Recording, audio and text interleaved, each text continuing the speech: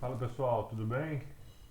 Dando continuidade aqui aos nossos vídeos, né, doação muscular, pegando aqueles vídeos, né, os últimos vídeos, pelo menos os últimos dois, três vídeos abordando a questão da inatividade física.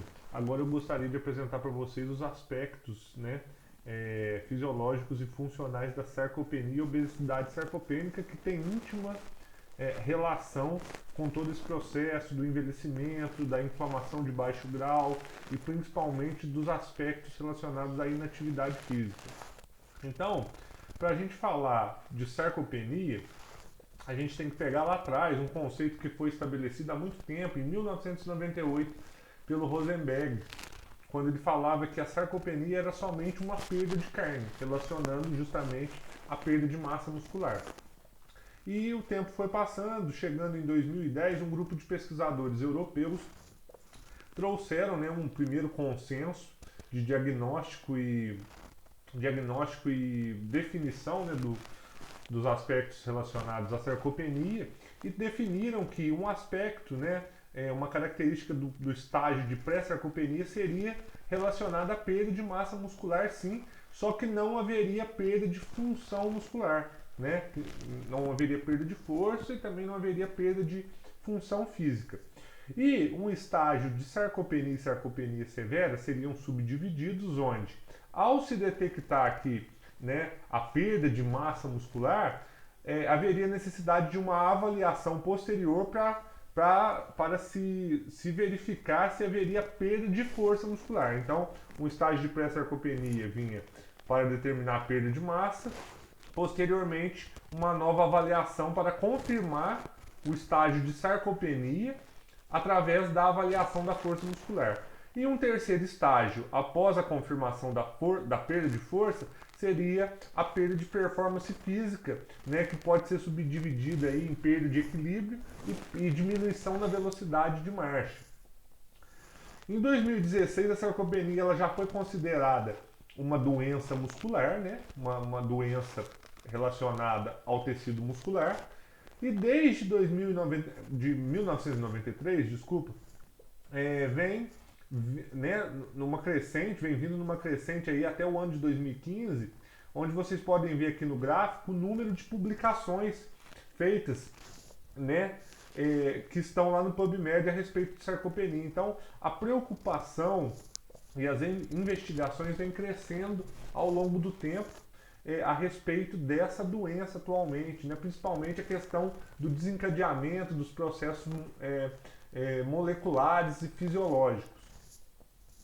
E quando foi em 2018, né, 2018 para 2019, o mesmo grupo, né, de pesquisadores lá do consenso de 2010 atualizaram o consenso, né, de diagnóstico e definição, trazendo que a sarcopenia, além agora de ser uma doença, ela é considerada uma desordem muscular progressiva. Ela vai acometendo e vai piorando ao longo dos anos, né, na vida do idoso principalmente, no processo de envelhecimento, né, a gente pega gradativamente ao longo do envelhecimento, né, ela vai progredindo e é associada a uma aumentada possibilidade de alguns desfechos adversos, como quedas, fraturas, piores incapacidade física, né, levando à fragilidade e levando a óbito também. E aí o processo de diagnóstico foi também atualizado, considerando a força muscular, né, ou a diminuição da força muscular como parâmetro primário agora e não mais a massa muscular.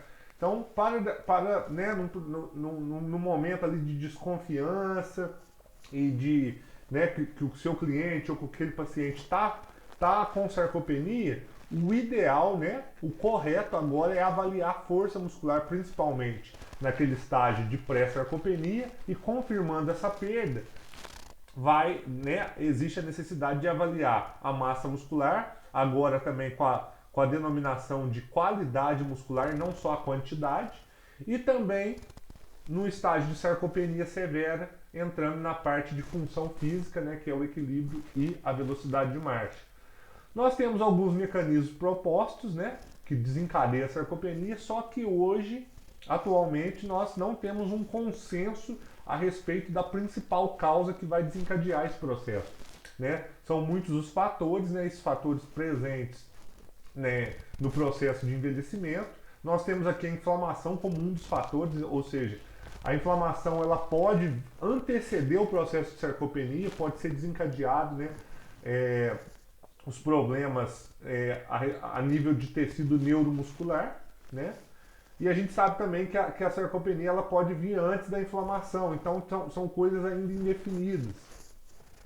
E aí quando a gente olha para os mecanismos relacionados à perda de força e potência muscular, né, são alterações neuromusculares que acontecem ao longo do tempo também, né, diminuição da atividade da miosina ATPase, alterações relevantes no tecido conjuntivo e de proteínas não contráteis, alterações a nível neural, né, unidade motora, o drive neural, né, aquele sinal elétrico para chegar no tecido muscular, a diminuição da bainha de mielina também. E quando a gente olha para essas duas imagens aqui embaixo, a gente vê de um lado, né, do lado esquerdo, a perda de potência a nível bilateral. E aí a gente separa os grupos aqui, né? A gente tem idosos de 70 anos, de 50 e de 30. E quando a gente olha para o público de 30 anos, eles estão com a curva lá em cima. Ou seja, isso aqui representa uma preservação, né? Ou uma diminuição nesse processo de força, enquanto os idosos aqui, né, 50 anos, 70 anos, eles têm uma perda parecida, né? E quando a gente traz para o gráfico da direita, que é uma avaliação da potência unilateral, vocês olham aqui que os idosos de 70 anos eles têm uma perda mais acentuada. E os adultos, né, mais jovens, de 30 anos, eles têm uma menor perda. Aliás, talvez não seja até uma perda tão relevante relacionada à idade. Então, comparando as três faixas etárias, 50 anos está no meio, já tem um declínio de 30 para 40, 40 para 50 e de 50 para 70 a gente já pode ver aqui uma perda mais acentuada. Quando a gente olha para o tecido muscular, a gente vê aqui pontos relacionados à quantidade e à qualidade muscular. A quantidade seria a atrofia em si, a diminuição da área de secção transversa das fibras musculares, né? Ou até a perda de fibra muscular. E quando a gente olha para a qualidade, a gente tem a interação do tecido muscular com o tecido conjuntivo, que são essas setinhas em azul mais claro, né? Representando aí pontos de excesso de colágeno de tecido conjuntivo, tem uma maior ação aqui de fibroblastos, né?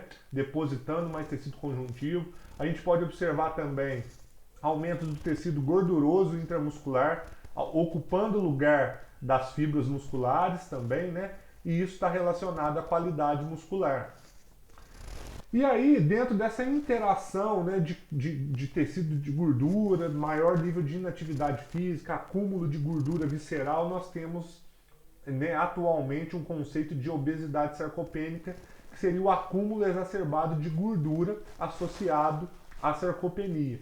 Então nós temos aqui um envelhecimento no topo da imagem e duas direções, sarcopenia e obesidade, onde no momento em que elas se juntam, né, onde elas têm uma maior interação, o indivíduo ele vai ter um declínio da atividade física, né, ele vai acumulando mais gordura e vai ficando cada vez mais inativo.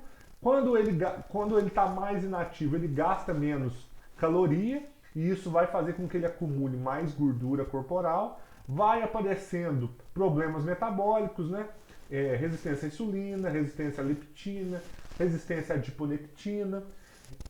Associada à perda de massa muscular, esses problemas metabólicos eles vão piorando e aí aumenta o índice de mortalidade, aumenta a probabilidade de se adquirir uma doença metabólica, né? Diabetes, doenças cardiovasculares.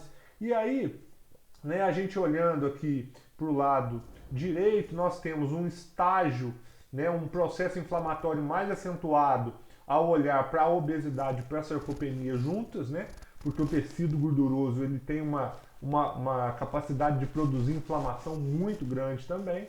E aí a gente olha aqui para baixo, nessas colunas, quando a gente olha para o último gráfico aqui, nós vemos uma barrinha preta que representa o total de mortalidade apresentado nos indivíduos que têm obesidade sarcopênica comparado, por exemplo, né, aqueles indivíduos que só têm sarcopenia ou aqueles que só têm obesidade. Então, o índice de mortalidade, principalmente mortalidade relacionada às doenças cardiovasculares, ela é muito maior olhando para os indivíduos com obesidade sarcopênica. Então, pegando lá atrás da inatividade física, das alterações metabólicas num todo, a gente chega no estágio de obesidade sarcopênica, que é um estágio muito mais severo, que vai piorando o quadro daquele idoso. Então, se não houver uma intervenção, principalmente nutricional e de exercício físico, vai haver um cenário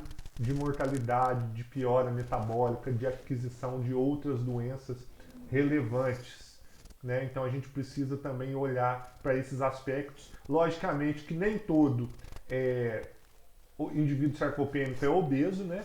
Mas quando chega nesse estágio aqui, já acende uma luz vermelha até mais forte, né? Vamos dizer assim. Então essas foram as informações do vídeo de hoje. As referências elas foram mostradas dessa vez ao longo da apresentação e a gente conversa no próximo vídeo. Até a próxima!